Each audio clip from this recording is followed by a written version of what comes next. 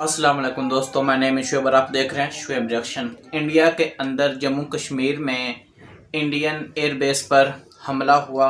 हफ्ते का दिन था, रात को 2 हमले हुए और आपने ये भी देखा होगा कि इंडिया और इंडियन न्यूज़ ने उसका इल्ज़ाम पाकिस्तान पर लगाया, लेकिन एक इंडियन यूट्यूबर ने इंडिया और इंडियन न्यूज़ एंकरों का, न्यूज़ चैनलों का चेहरा बेनकाब कर दिया। तो फ्रेंड्स, इसमें देखते हैं कि उसने क्या क्या बताया, बाद में देते हैं अपना रद्द अमल।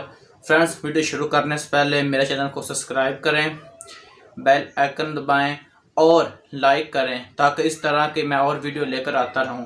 तो फ्रेंड्स, आए वीडियो शुरू करते हैं।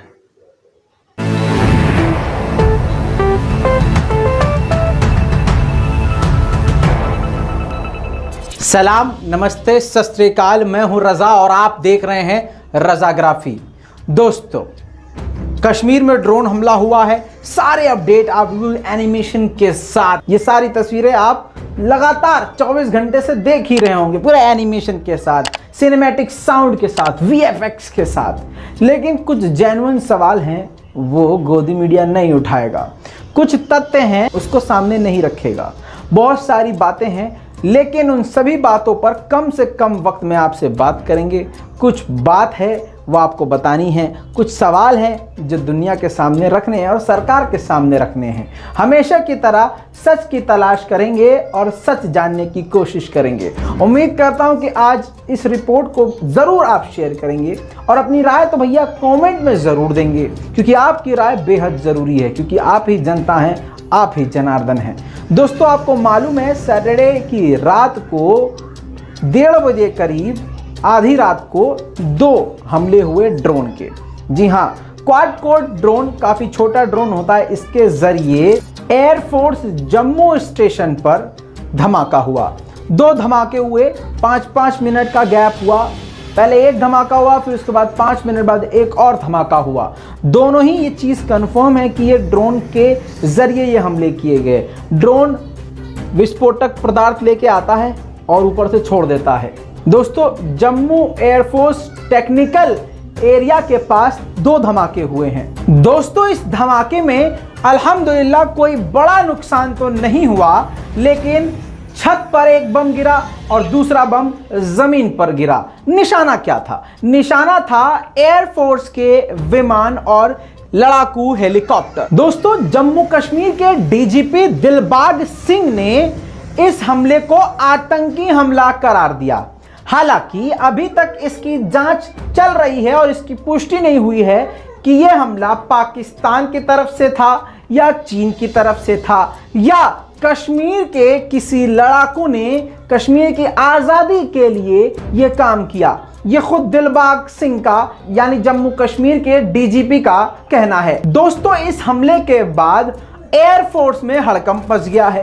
पूरे देश में हाई अलर्ट जारी कर दिया गया है। इंडियन एयरफोर्स पूरी तरह से रेड अलर्ट मोड पे आ गई है और इंडियन एयरफोर्स की एक हाई लेवल टीम इसकी जांच करेगी। फिलहाल एनआईए ने इसकी जांच शुरू कर दी है। इसी के साथ ये भी बताया गया है कि जम्मू कश्मीर पुलिस ने 5 से 6 किलो आईईडी विस्फोटक भी बरामद किए हैं, जो कि कई जगह इस्तेमाल होने थे। दोस्तों, इसके अलावा अभी एक व्यक्ति को हिरासत में लिया गया है जो उस एयरबेस के आसपास मौजूद था हमले के वक्त। इस हमले के बाद भारत की सभी बड़ी बड़ी एजेंसियां जांच करना शुरू कर चुकी हैं। हमले की जानकारी और डिटेल्स इंडियन एयरफोर्स ने खुद दी और रक्षा मंत्री राजनाथ सिंह ने खुद ही ये सारी जानकारी दी। दोस्तों, ये मेन बात मोटा मोटी आपको बता दिया है। अब कुछ सवाल हैं, वो सवाल बहुत जेन्युइन है। सच्चे भारतीय के दिल में वो सवाल खड़े जरूर होंगे। एक तरफ भीड़ है जो सिर्फ इसको सिनेमैटिक अंदाज में बता रही है, कभी पाकिस्तान पर निशाना साध रही है, कभी चीन पर, तो कभी कश्मीर के मुसलमानों पर निशाना साध रही है। दोस्तों, लेकिन आपको बता दूं और याद दिला दूं, चुनाव नजदीक हैं। इस पूरी रिपोर्ट का खुलासा ही मेरे इस जुमले में हो गया है। क्या? फिर से सुन लीजिए, चुनाव नजदीक हैं। दोस्तों, अब सवाल पर आते हैं। समझदार हैं आप तो समझ ही गए होंगे। अब सवाल पर आते हैं। इंडियन एयरफोर्स क्या इतनी कमजोर है? क्या हमारी सेना और हमारी एयरफोर्स वो भी कश्मीर जैसे सेंसिटिव इलाके में इतना बेखबर, इतनी कमजोर है कि कोई भी सस्ता सा ड्रोन आता है, क्वाड कोड ड्रोन आता है, अरे एक परिंदा भी अगर आए तो हमारे रेडार उसको पकड़ सकते हैं। लेकिन क्यों नहीं पकड़ पाया हमारा रेडार? आखिर भारतीय वायुसेना का रेडार क्यों नहीं इस ड्रोन को डिटेक्ट कर पाया? जब यह रात को हमला था, लेट नाइट हमला था, और रात को ही हमले ज्यादा होते हैं और रात को ही पहरेदारी ज्यादा की जाती है, ऐसे में जिस एयरबेस पर, जिस एयरफील्ड पर भारतीय वायुसेना के लड़ाकू विमान, लड़ाकू हेलीकॉप्टर खड़े थे, वहां का रेडार सिस्टम क्यों एक्टिव नहीं था? आखिर यह ड्रोन हमला हो कैसे गया? भारतीय वायुसेना इसमें सक्षम है कि सामने से अगर कोई क्रूज मिसाइल, खतरनाक मिसाइल, गाइडेड मिसाइल भी भारत की तरफ छोड़ दे तो 3 सेकंड में उसको तबाह कर सकती है, ऐसा भारतीय वायुसेना कहती है। तो आज इतना बड़ा हमला कैसे हो गया? ड्रोन हमला इतिहास में भारत पे पहली बार हुआ है और इस ड्रोन हमले ने बता दिया है कि दाल में कुछ तो काला है। अब तो 2 बातें हैं। पहली बात तो यह कि यह हमला कुछ और है, बताया कुछ और जा रहा है, यह हमला हुआ ही नहीं। दूसरी बात, अगर हमला हुआ है तो सवाल ये खड़े होते हैं कि हमारा रेडार सिस्टम, अब बहानेबाजी इस पे आप कुछ भी बना लीजिए, किसी भी भारतीय को ये दिमाग में बात नहीं आने वाली कि जो भारतीय सेना अपने ऊपर से उड़ती हुई चिड़िया के पर गिन लेने की बात कहती है, वो भारतीय एयरफोर्स ड्रोन हमले को नहीं पकड़ पाती है। और कमाल की बात यह, रिपोर्ट में आप ये कल से सुन रहे हैं कि ड्रोन आता है, जम्मू एयरफोर्स स्टेशन के ऊपर बम गिरा देता है, दूर से हमला नहीं करता है, उसके ऊपर पहुंचता है, हमारी एयरफोर्स के ऊपर पहुंचता है स्टेशन पर और बम गिराता है, वो भी 2 बम गिराता है। इसके बावजूद आखिर ये हुआ कैसे?